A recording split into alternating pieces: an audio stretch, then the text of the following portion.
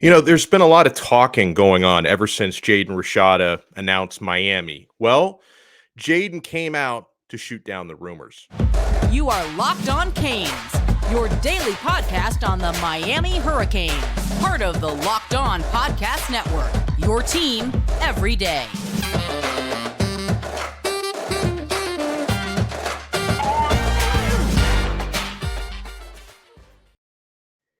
I am Alex Donno, your host. I'm a University of Miami alumnus, longtime South Florida sports radio vet, including pregame and postgame for Miami Hurricanes football. And thank you so much for making Locked On Canes your first listen today.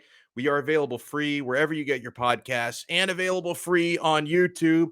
I'm still pumped a couple days after Jaden Rashada's announcement, and I think it's the start of things to come. I referred to it as a recruiting avalanche that Rashada is starting, and that could very well continue tonight. Today's episode is brought to you by BetOnline. BetOnline has you covered this season with more props, odds, and lines than ever before. BetOnline, where the game starts.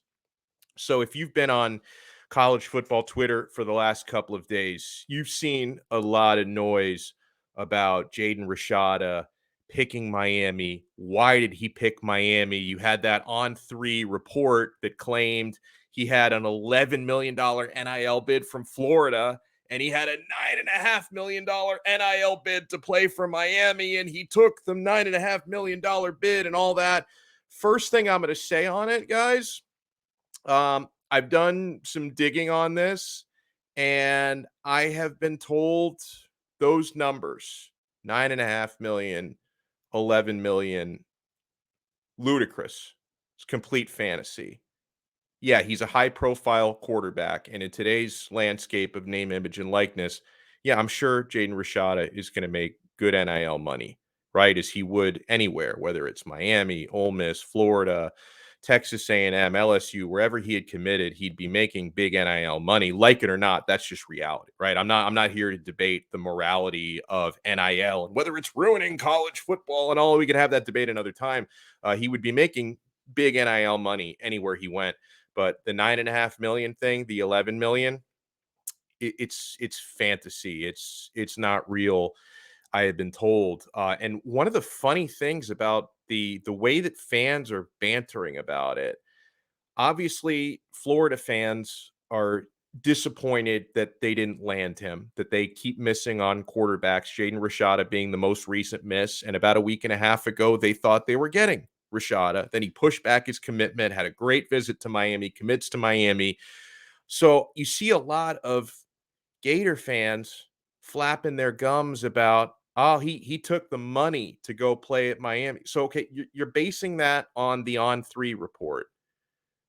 The same report said your boosters outbid Miami's NIL, and he still went to Miami for less money. So I don't understand where you guys specifically are getting the ammunition. So you're saying he did it for the money, yet your collective supposedly offered him even more money and he didn't take it. So the whole thing is a mess. And the bottom line is, I do feel, and listen, being famous and being so highly touted and such a promising quarterback prospect, obviously this kind of stuff just comes with the territory when you're as high profile of an athlete as Jaden Rashada. Some people are going to be mad. Some people are going to talk trash. You're going to have to deal with negativity.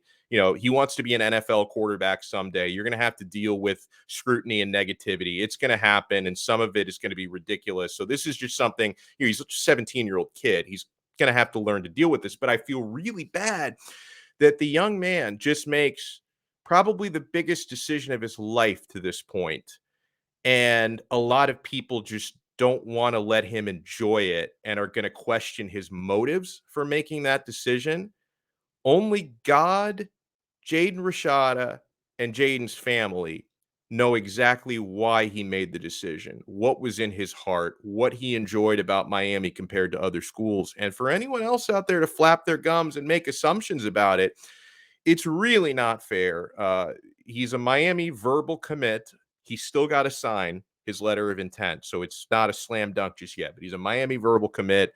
Let Jaden Rashada enjoy his decision and give the man a little bit of peace about it. So he actually came out on Monday night and released a statement. And I hope this is the end of it. I hope people can just let this young man live his life, let him play out his senior season at Pittsburgh, California, and arrive at Miami in peace. But he tweeted out the following: "Want to address this as rumors are flying around," he says. "Any report regarding my commitment to the University of Miami is false unless I was interviewed directly," he said. "All reports of my decision involving an NIL deal is inaccurate. I would never make a life/career choice for any monetary value. As I stated in my commitment live on TV, I chose Miami because of the relationship that I have with the coaches, players, and the direction the program is headed. I wish not to address the false reports again, as this is a time I wish to celebrate my college commitment and my commitment to my current team and my teammates as we look forward to our dream of winning a state championship. At this time, I request no interviews." And then he signed it with all love, Jaden Rashada. So hopefully, him saying his piece on it, people just let him live with this, okay? Because again, I was told the 9 million, 9.5 million, 11 million is completely false. Those numbers, like not even close to that. Okay. That's number one. And then number two is, I'll say it one more time, none of us can project and understand exactly why he made this decision. He told you it's because of culture, teammates, coaches, and again, he would have gotten big NIL money wherever he went. So let's just allow Jaden Rashada to live with this, and let's move on with our lives, and let's move on with recruiting, folks. This is the next month and a half are going to be pivotal as we kind of discover what the next steps are with a bunch of 4 and 5 stars set to make their announcements between tonight, Tuesday night, June 28th, and August 20th. And I'm sure other commits will probably announce the dates that they're going to be making their decisions between that point. But I'm looking at a big list and a big calendar of Miami targets, all 4 and 5 star players, and when they're going to be making their announcements. And kudos to, I saw a couple of these calendars compiled. Our friend Brad Tejeda, who's a frequent guest on this show, and Ty on Twitter, big Canes fan, who's part of our community, sent this to me in a direct message. I thank you so much for that, Ty. And by the way, make sure you follow our show Twitter account at Locked On Canes. We will follow you back. We've been getting a ton of new followers the last couple of days. Welcome aboard. You follow us at Locked On Canes. We will follow back. And you can follow my personal Twitter account as well at Alex Donno, Donno spelled Donno. And around 6 o'clock this evening, 4-star wide receiver Nathaniel Ray Joseph is going to announce Miami Edison Senior High. I feel really good about this one, folks. Anyone who listens to this late tonight or early tomorrow morning, if I'm wrong, I'm going to sound like an idiot, but I have the utmost confidence right now, and I will make a prediction that Ray Joseph is going to pick the University of Miami. He decommitted not too long ago from Clemson. If you go by some of the odds and the crystal balls, he's trending 85% to the Miami Hurricanes, according to 24/7. Has multiple crystal balls to Miami, including one from Andrew Ivins from 24/7 Sports, who does an awesome job, one of their lead recruiting analysts. Ray Joseph made an official visit last weekend. He was one of like the hundreds that were on campus visiting last week. He was in Miami for Legends Camp weekend. And he and Jaden Rashada are tight 7-on-7 teammates. And that was one of the players that Jaden Rashada has been publicly recruiting on Twitter over the last couple of days. And Ray has talked about how much he'd like to play with Jaden Rashada at the next level. He's a very dangerous slot receiver, an absolute burner, 5'8", listed 170 pounds. And he's a really good return man as well. This guy could be a game changer. Ray Joseph, he's making his announcement, around 6 o'clock on Tuesday night. I say around 6 o'clock because you never know what sort of, I'm not sure where he's making his announcement, if he's just doing it on a personal stream or what, but, sometimes there's a little bit of fluff that comes before the announcement's made. So around 6 o'clock on Tuesday night, he's making his announcement, and I'm expecting him to announce the University of Miami. I'd be surprised if he doesn't. And folks, that's going to be a big get. Right. We did an episode yesterday talking about the avalanche of momentum that Jaden Rashada is going to create. And I believe the next domino that comes into place. We got a question yesterday from a listener. Who do you think the next commitment is going to be? At the time we had that conversation yesterday, I wasn't sure exactly when Ray would be making his announcement. I found out he's making his announcement tonight. So I think he's going to be the answer to your question. If you're wondering who the next big time commit is going to be, I think it's going to be Nathaniel Joseph tonight at around 6:00. So I look forward to that. And folks, we have a number of other big time players on the list to make their commits over the next couple of weeks, including the best offensive tackle in the country is going to be making an announcement soon. A couple of the best safeties in the country. Will they be picking the U? BetOnline.net is your number one source for all your betting needs and sports info. Find out all the latest sports developments, league reviews, and news, including this year's NHL playoffs and Major League Baseball. BetOnline is your continued source for all your sporting wagering information, including live betting, esports, and scores. And BetOnline.net remains the best spot for all your sports scores, podcasts, and news this season. I'm on there literally every day, guys, because there is so much information. If you're making sports bets, you want to be armed with the education and the analytics to make the best possible decisions. That's what you get at betonline.net. It is the fastest and easiest way to check in on all your favorite sports and events, including MMA, boxing, and golf. So head to their website today or use your mobile device to learn more about the trends in action. BetOnline, where the game starts. Thank you so much for making Locked On Canes your first listen today. We're available free wherever you get your podcasts, so make sure you subscribe, and we're available free on YouTube. Make sure you hit that thumbs up if you're watching this on YouTube and subscribe to our channel as well. So we mentioned Ray Joseph is announcing his commitment tonight, Tuesday night. I feel really good about that one. 4-star defensive end. Now, he plays both tight end and D end in high school, but Miami's recruiting him as a defensive end. Jaxon Howard is going to be announcing on July 1st. That's this Friday. July 1st is going to be a big day. Now, there are no crystal balls for Howard, period, at this point. Miami is very much in the mix for him, though. I mentioned in high school, he plays both tight end and defensive end. Miami's recruiting him as a D end. He projects out better at the next level as a defensive end. I think that's where he has the better outlook. Absolute freakish size and physical abilities. 6'4", 245, 17 years old. That's immense. He's ready to plug and play like right now. He's still got another season of high school ball. I know Joe Salavea is putting in a lot of work recruiting him. I imagine Jason Taylor is probably going to be in that mix as well to maybe convince him to come around. Now here's another one that I feel incredibly good about. Another July 1st announcement coming. Like, cancel all your plans July 1st. Like, July 1st, you just want to be on social media, just following all the recruiting news, okay? 4-star tight end Riley Williams is going to announce on July 1st. Now, another one, I'm going to go on record predicting Riley Williams is going to commit to Miami, and I don't have to climb too far out on the limb to predict that. It's trending 100% to the Miami Hurricanes on 24/7 Sports. He's an IMG Academy product. We see Miami building a nice pipeline to IMG. They're in the mix for a lot of IMG players. Have been getting some good ones recently. 6'6", 230. Oh my God. 6'6", 230.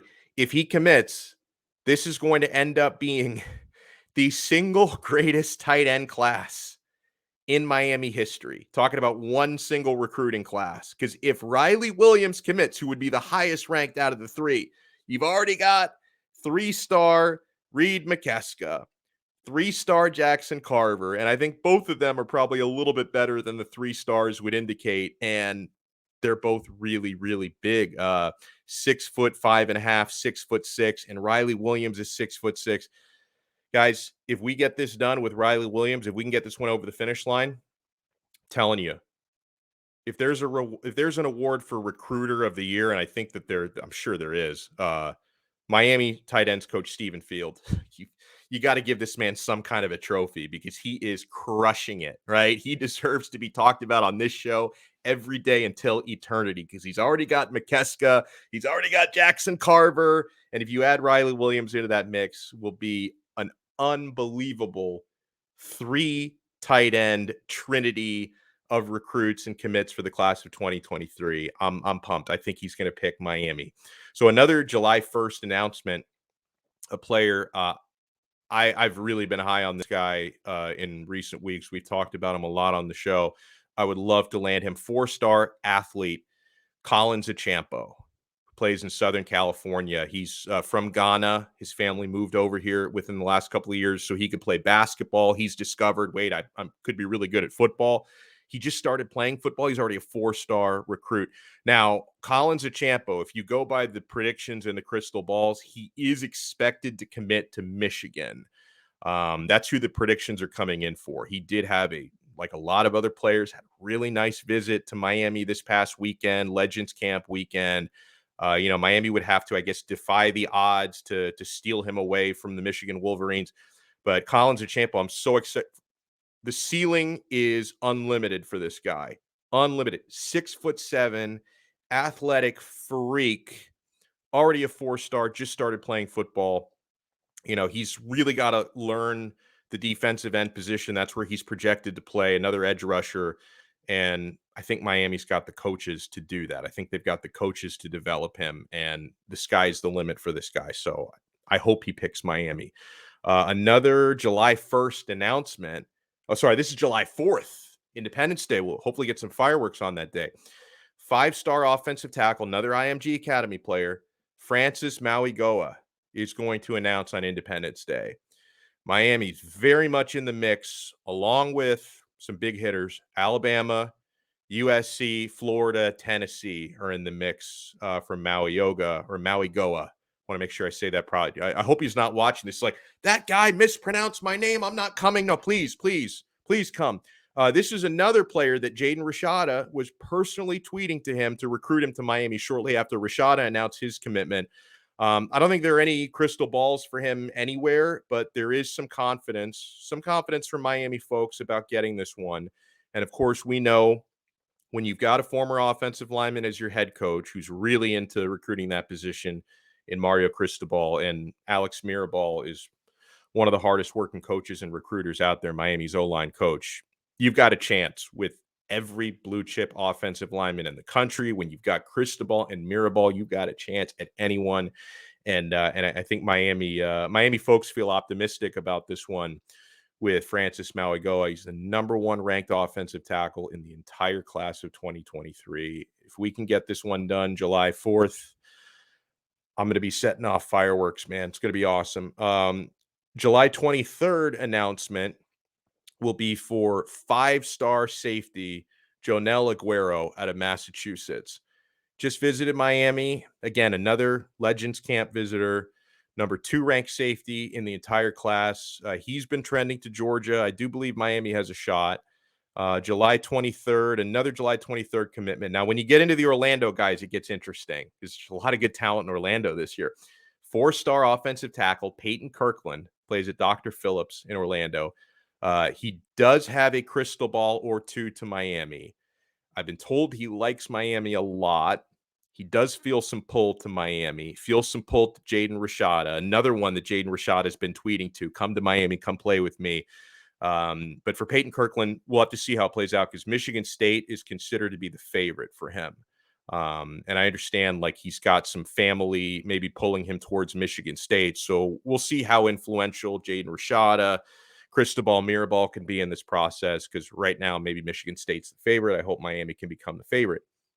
But, a player who could maybe pull Payton Kirkland towards Miami. They visited together. And this one, folks, another July 3rd announcement. Like all the Orlando guys are announcing July 23rd.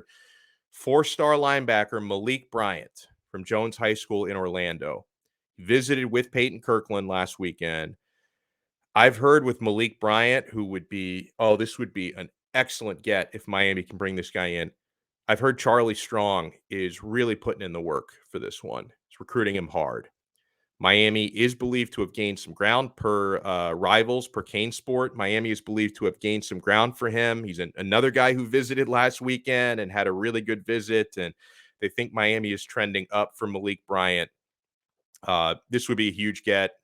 Alabama is also recruiting him really hard. Like, I think Alabama and Miami are the two schools putting in the most work for him right now. And I'll mention there are other names we could talk about because there's a lot of guys committing in like the next 6-7 weeks that are on Miami's radar. But I think the last one that I'll bring up for now, 4-star safety, again, visited last weekend. Everybody was on campus last weekend. Jaden Bonsu from New Jersey. He announces on August 20th. So we have a little ways to go for this one. I think Miami's trending reasonably well for him. You know, a lot can happen even like during a dead period. You know, when it comes to players making up minds, a lot can happen between now and August 20th. So we'll see what happens with Bonsu. And listen, if there are any other recruits you want us to talk about that have announcements scheduled over the next couple of days, make sure you shoot them to us on Twitter at Locked On Canes. And you can also leave us a comment on the YouTube channel as well if you want to comment that way. Folks, I want to do some Q&A when we come back. So got some good questions for this one, including, and this is something, be thinking about this for the next few seconds.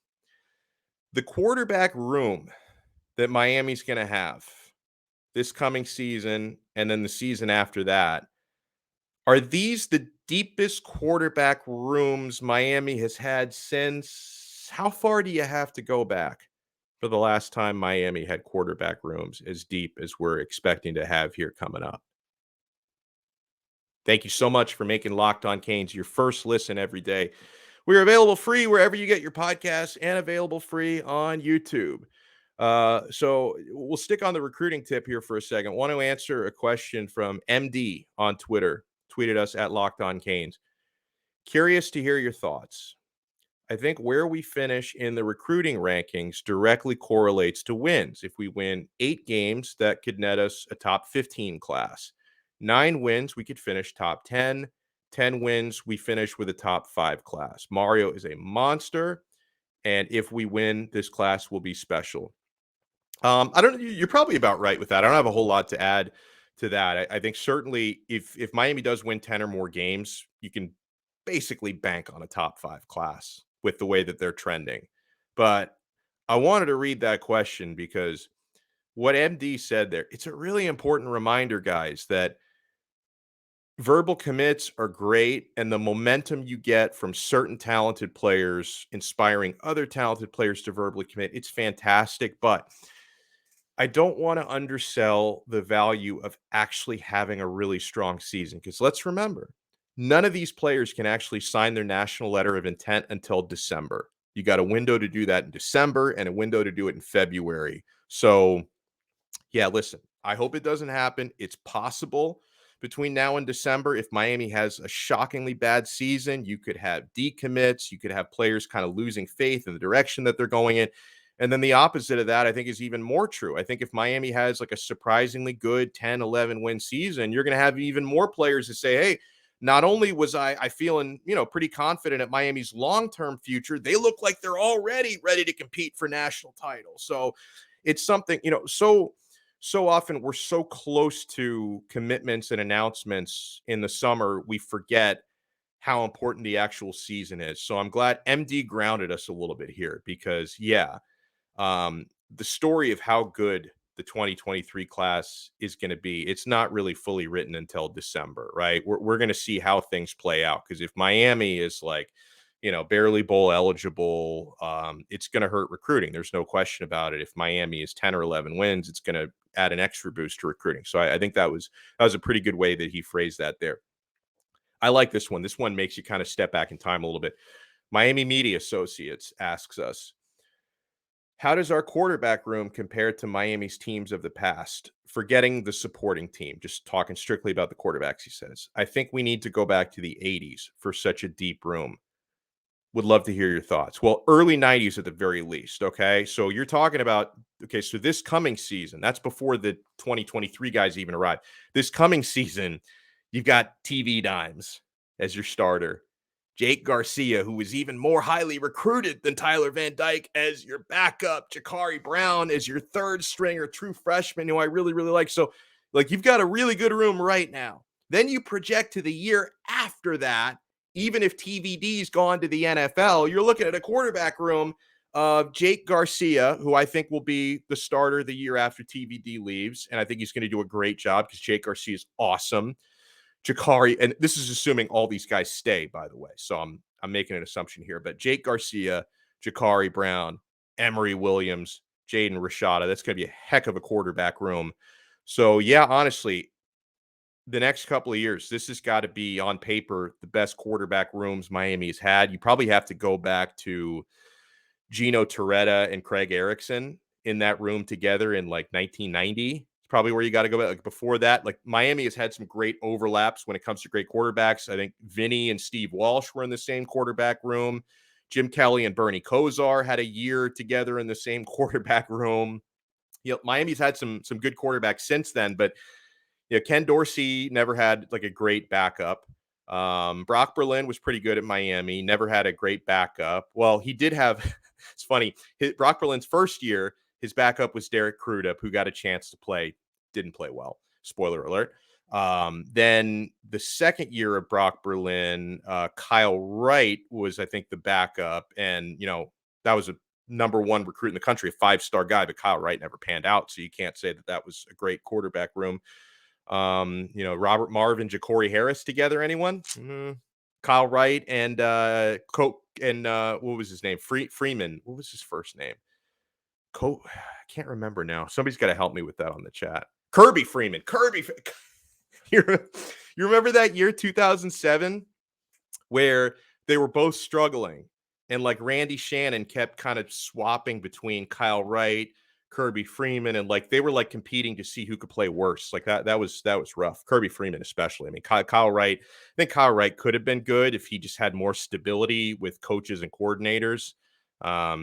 Certainly didn't live up to his number one recruit in the country status, but yeah, Kirby Freeman, that was rough, man. Last question. This is not really a question, it's more of a comment. Rocky Top Kane says, I'm going to make this short and to the point. Those throwing shade at NIL do so from a position of envy, he says. It's that simple. I guarantee you, any of them get offered a lot of money to do what it is they do. None of them would utter a sound. I mean, he's not wrong. I see no lies there. I think envy is definitely one of the reasons people get mad about NIL. Like people who are fans of schools that just aren't doing it or doing it well, they feel FOMO. For obviously schools like Miami, USC, Texas A&M are playing the NIL game really, really well. They're collectives and business people and all that. And then the people who are not part of that definitely feel some jealousy and FOMO. But then there's also just a feeling of how much things have changed in the matter of a couple of years, right? Because NIL, it's already revolutionizing the way teams recruit. And it's not a perfect system. I mean, I think if they can find a way, and is that the NCAA, is that lawmakers? I don't know. But if they can find a way to more closely regulate, players not receiving NIL offers until they've already arrived on campus somewhere. If they can find a way to enforce that, I don't know if they can, but if they could find a way to enforce that, that would probably make the system just function a little bit better, and you wouldn't be seeing so much stupid money being thrown around. But again, I'll reiterate what I said earlier. It's my understanding that the rumors about an $11 million offer or a $9.5 million offer, that those numbers were way off the mark, that's nowhere close to whatever Jaden Rashada was actually offered to play anywhere. Okay. So those numbers I've been told that they were fantasy, fake news. Okay. All right. Huge shout out to everybody who listened and watched us today. Want to remind you guys that you can get more on the ACC by making Locked On ACC your second listen every day. Host Candace Cooper and local experts of Locked On, they do a great job. They take you across the ACC in 30 minutes or less. Make Locked On ACC your second listen. Locked On ACC. All right, so it's Ray Ray Day, and let's hope tomorrow's episode can be a celebration of Ray Joseph committing to the U. We will talk to you guys tomorrow on another episode of Locked On Canes, part of the Locked On Podcast Network, your team every day.